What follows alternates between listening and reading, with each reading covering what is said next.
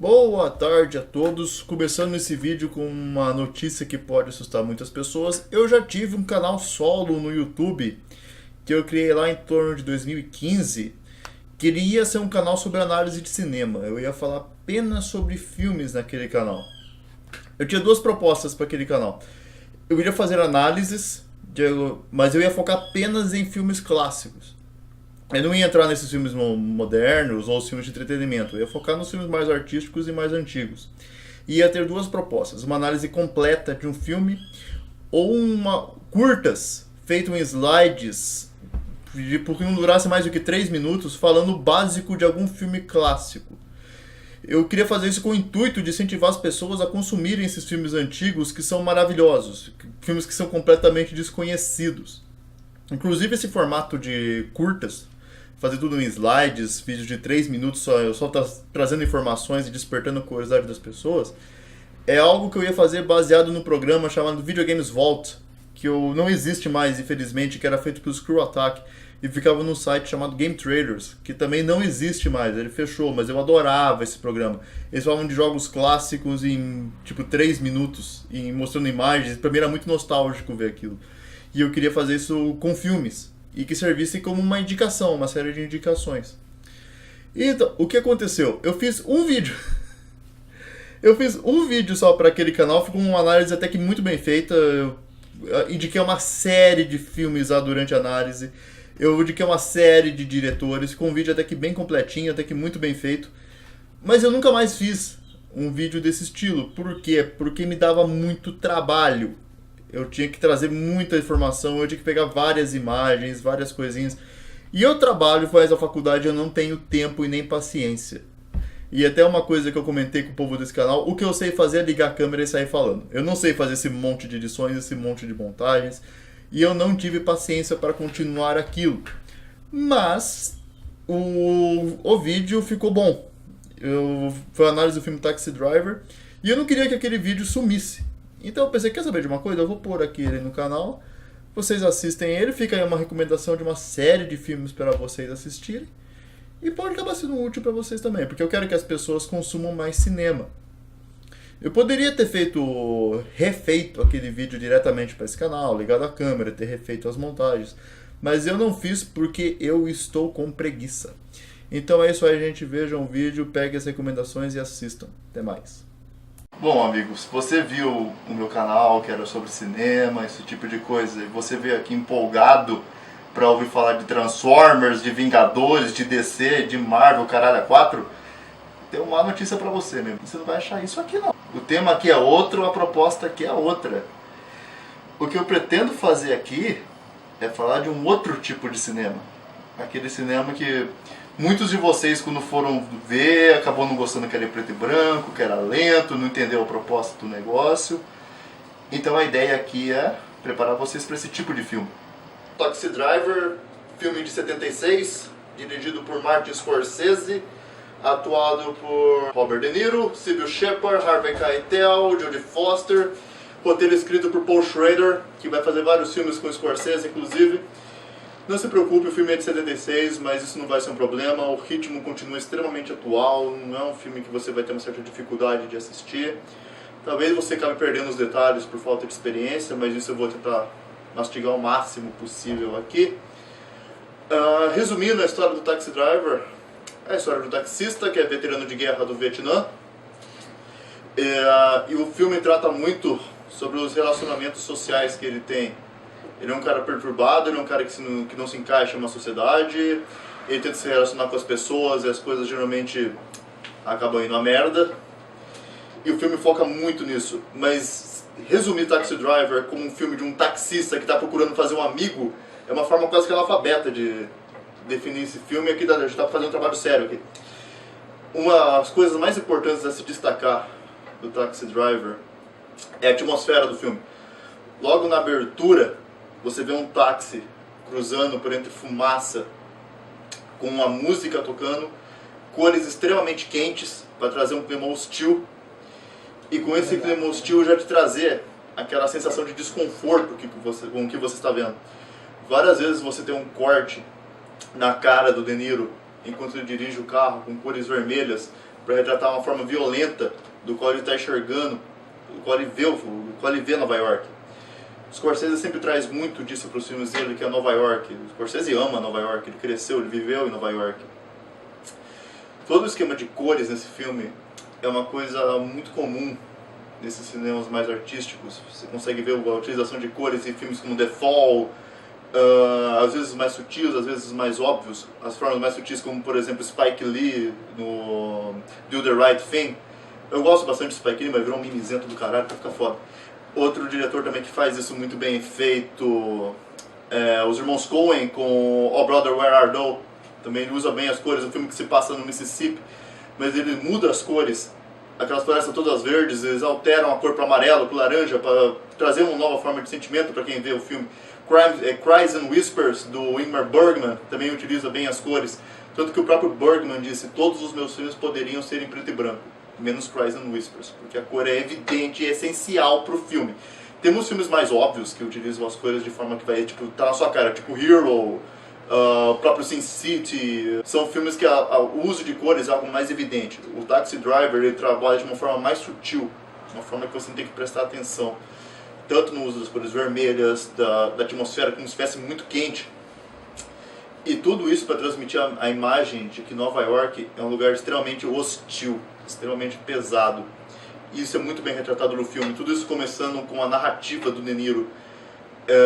Ele diz que a cidade é completamente imunda, coberta de pessoas asquerosas, bandidos, traficantes, prostitutas, todos os tipos de pessoa, e que um dia uma chuva deveria vir e varrer essa rua de todo esse tipo de traste. Isso, para pessoas despercebidas, não perceberia o quanto o filme está passando nesse começo. Logo no começo ele está passando para você a atmosfera, o clima, narrativa, a visão do protagonista e toda uma visão dele que mistura um justiceiro, que quer as coisas corretas, as coisas bem, ou a visão de um psicopata. Aí depende do seu ponto de vista. E tudo isso vai sendo desenvolvido no decorrer do filme.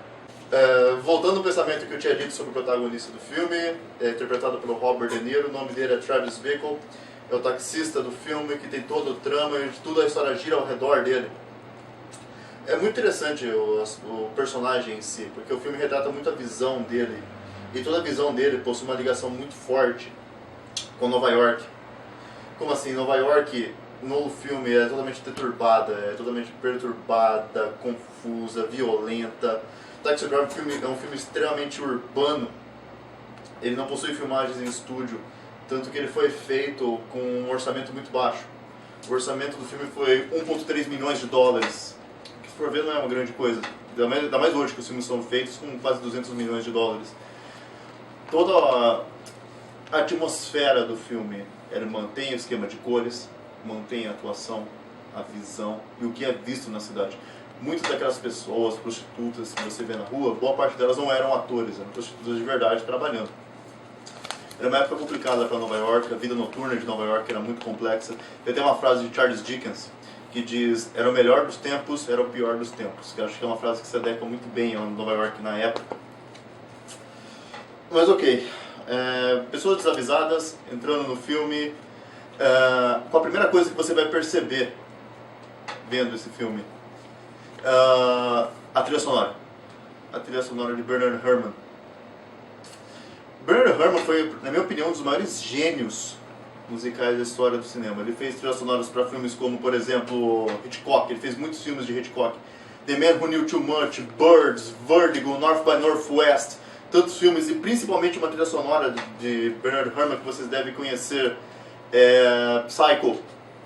Vocês lembram aquela cena clássica do banheiro, da mulher tomando banho, abre a cortina, o cara com a faca esfaqueia ela até a morte? Essa trilha sonora foi feita por Bernard Herrmann, que faz inclusive a trilha sonora do Taxi Driver. Quando ofereceram, uma curiosidade, quando ofereceram o trabalho pro Bernard Herrmann, estava velhinho já, perguntaram: você quer fazer a trilha sonora para esse filme aqui, trabalhar com a gente? Ele recusou. Eu me pergunto o que passou na cabeça dele quando viu fazer a trilha sonora do Taxi Driver. O que estava passando na cabeça dele? Depois enviaram o roteiro para ele viu o roteiro, aí ele aceitou fazer o filme, e ele nunca viu a obra finalizada, porque ele morreu em 75 e Taxi Driver passou nos cinemas em 76.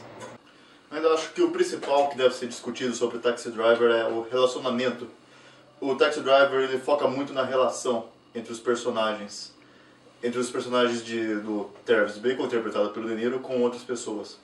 Eu acho que um dos aspectos mais importantes que deve ser dito é a relação dele com os personagens principais, como, por exemplo, a Iris, que é a prostituta que tem o apelido de Easy, interpretada pela Judy Foster, e também pela namorada dele, a Cybill Shepherd.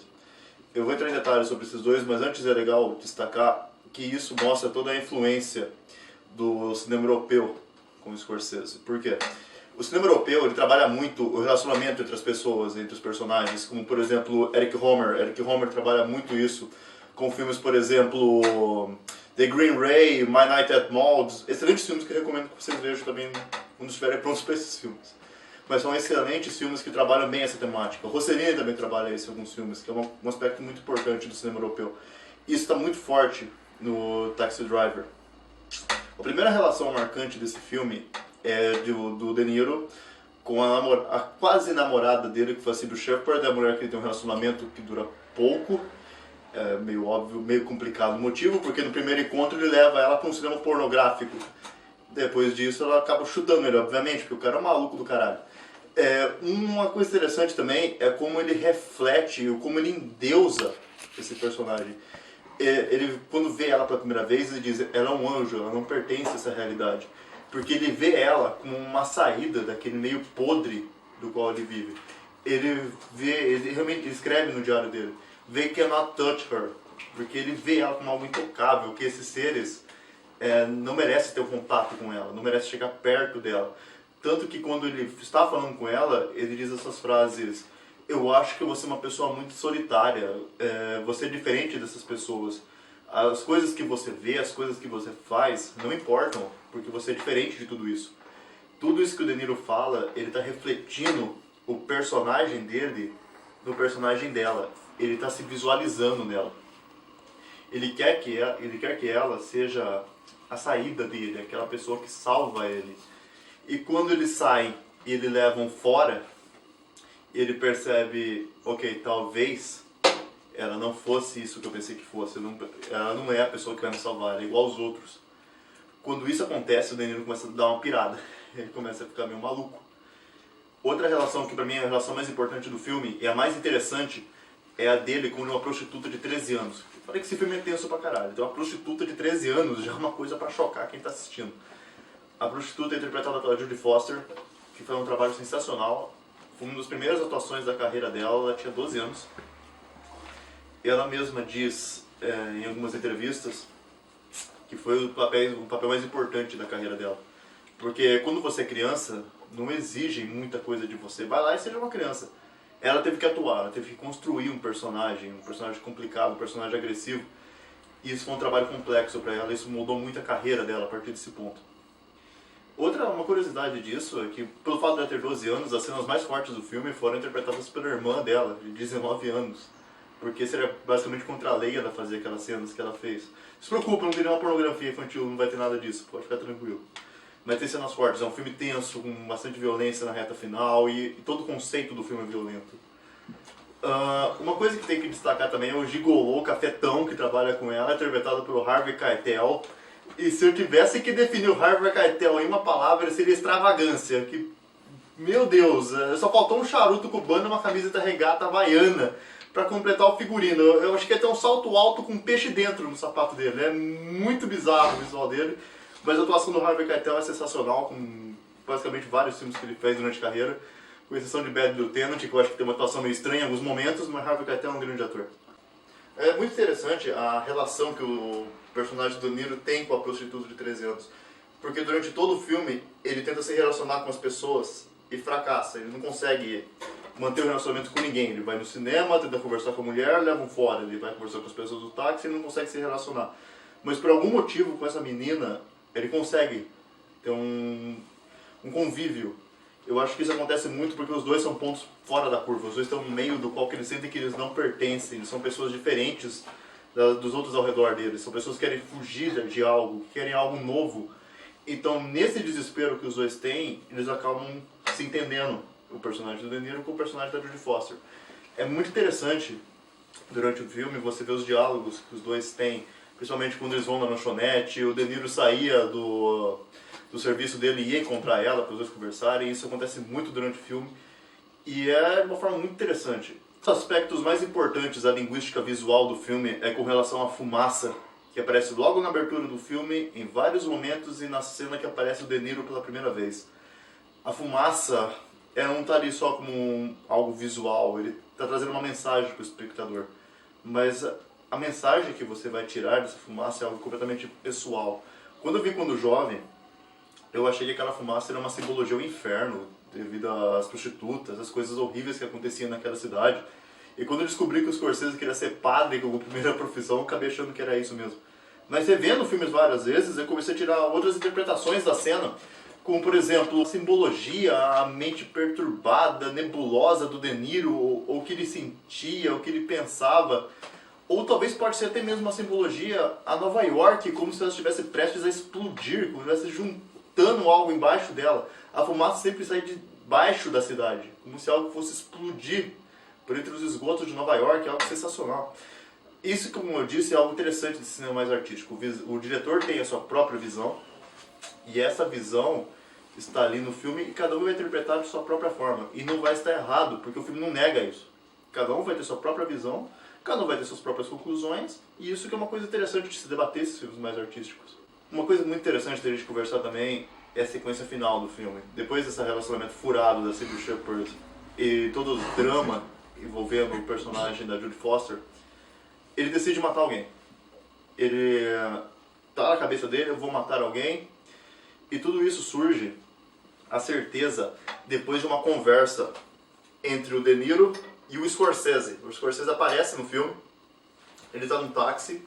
O filme não se resume apenas aos diálogos de De Niro, Jodie Foster e Cybill Shepherd. Tem outros personagens que aparecem no decorrer do filme. E o personagem do Scorsese é um dos mais interessantes. Ele entra no carro e pede para levar ele a tal lugar. Eles chegam lá e nessa cena o De Niro praticamente não fala nada, ele só escuta. E o filme vai seguindo. E o Scorsese vai dizendo, você vê a mulher na janela, você consegue ver ela é minha esposa. Ela está me traindo. E ele fica só vendo. Depois disso, ele tira uma Magnum 44. Ele fala, você sabe o que eu vou fazer com isso? Eu vou entrar lá e eu vou matar ela. O De Niro vê essa cena. E o olho dele começa a se encher de lágrimas. E o Scorsese continua falando, você já viu o que uma Magnum 44 faz com uma mulher? Se eu der um tiro nela. Ele usa até os termos aqui que eu vou até evitar falar, mas ele vai um pouco além disso. Mas a expressão do De Niro vendo isso é uma expressão de lamento, porque eu acho que ele se identifica com aquilo que está acontecendo no carro, da mulher deixando ele. E depois o De Niro entra numa paranoia, que ele acredita que a mulher dele está traindo ele com o prefeito. E ele decide matar o prefeito, e consegue logo em seguida uma Magnum 44 com um contrabandista de drogas e armas, um vagabundo qualquer lá. Ele consegue a arma e decide matar alguém. Ele está nessa paranoia de matar alguém. Aí ele vai atrás do prefeito e por um acaso ele não consegue matar o prefeito. E ele fala, se eu não conseguir matar essa pessoa, ele vai atrás de outro. E ele vai atrás dos gigolos responsáveis pela Jodie Foster. E aí é uma sequência de ação espetacular, extremamente real, extremamente densa. É algo simples, não espere um cara com uma metralhadora matando 200 pessoas. É algo simples, mas extremamente atmosférico, extremamente visceral. É sensacional toda a sequência de ação final do filme. E termina de forma primorosa, com De Niro no sofá, com a mão ensanguentada na cabeça, fazendo uma arma, como se estivesse se matando. Eu não vou dar os detalhes desse confronto final, porque é algo que você tem que ver por você mesmo. As mensagens finais desse filme são sensacionais.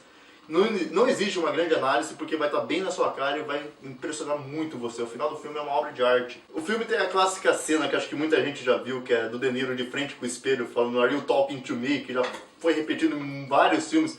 Inclusive o próprio De Niro teve que refazer essa cena em alguns filmes que foram muito ruins, não quero falar sobre, que vai estragar meu dia. É sensacional essa cena, não só por todo o visual, tudo o que ela representa. O filme é cercado de metalinguísticas, imagens sensacionais, mas essa é interessante para a dramaturgia. Por quê? Porque isso não estava no roteiro. Esse Are You Talking to Me, ele simplesmente olhou para o espelho e começou a improvisar e foi indo. E acabou ficando uma cena extremamente célebre, extremamente conhecida do Robert De Niro. Outra coisa interessante também são curiosidades. O Martin Scorsese ele não foi a primeira pessoa que os produtores queriam que fizesse esse filme. A primeira ideia deles é que fosse do Brian De Palma. O Brian De Palma era para ser o primeiro diretor do Taxi Driver. O Brian De Palma é diretor do Scarface, Dress to Kill, Carlitos Way, Os Intocáveis. Ele é um grande diretor, mas quando os produtores assistiram Caminhos Perigosos do Scorsese, eles tomaram a decisão definitiva. Tem que ser Scorsese, ele tem que fazer esse filme. Ele foi convidado e ele topou. E a primeira escolha para ator, protagonista do filme, não era para ser o De Niro, era para ser o Dustin Hoffman. A ideia do Dustin Hoffman, eu acredito que tenha sido devido ao filme Midnight Cowboys, que é um filme dele que é sensacional. Quem não viu esse filme tem que assistir, por favor. Grande filme do Dustin Hoffman. Na minha opinião, um dos melhores da carreira dele. Mas quando ofereceram o papel para o Dustin Hoffman, ele recusou. Ele falou, não, esse filme vai ser uma merda, vai ser uma palhaçada, eu não quero fazer isso não. E depois, obviamente, o idiota se arrependeu. Né? O De Niro já estava com uma carreira já sendo consolidada. Ele veio do Caminhos Perigosos, que fez com o próprio Scorsese, e tinha feito Poderoso Chefão 2, o que é uma coisa fantástica para a carreira. Uma coisa que é importante falar do De Niro sobre esse filme é que esse foi realmente um grande filme que marcou a parceria de Scorsese e De Niro. Já havia começado no Caminhos Perigosos, mas foi isso que acabou consolidando. O De Niro já tinha ganhado um Oscar antes desse filme por causa do Poderoso Chefão 2, papel de Vito Corleone. Vai ganhar outros Oscars, inclusive o segundo Oscar dele vai ser com o Martin Scorsese, que vai ser no filme Toro Indomável.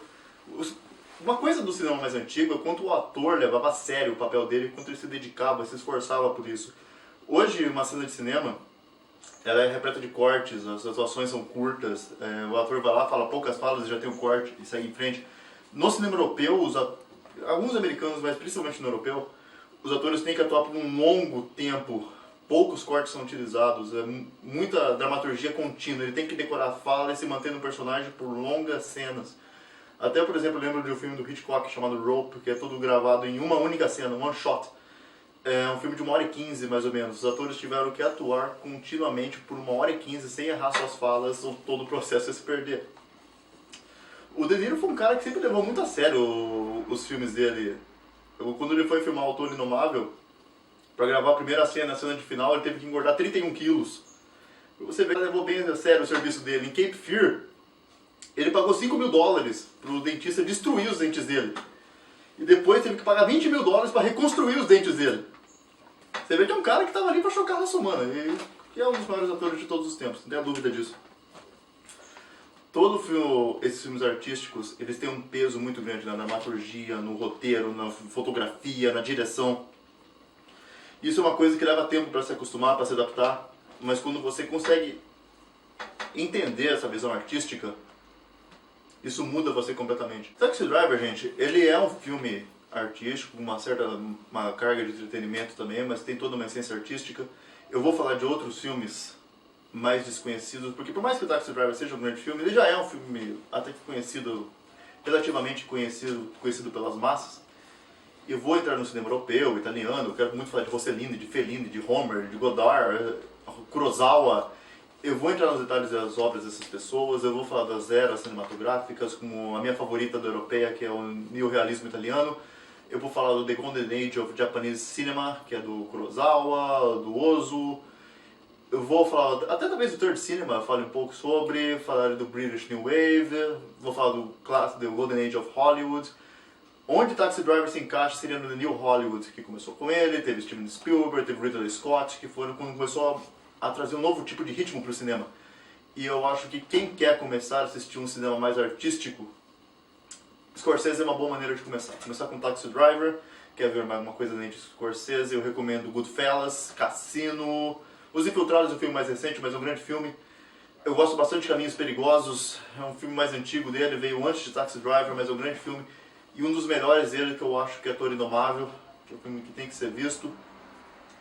Eventualmente eu vou falar de mais filmes aqui, como já disse, mas por enquanto esse é Taxi Driver, você tem que assistir. É um filme que vai mudar bastante vocês. O filme é do caralho, gente, puta que pariu. Veja Taxi Driver, tire suas próprias conclusões. E nos próximos vídeos eu recomendo mais alguma coisa pra vocês assistirem. Valeu!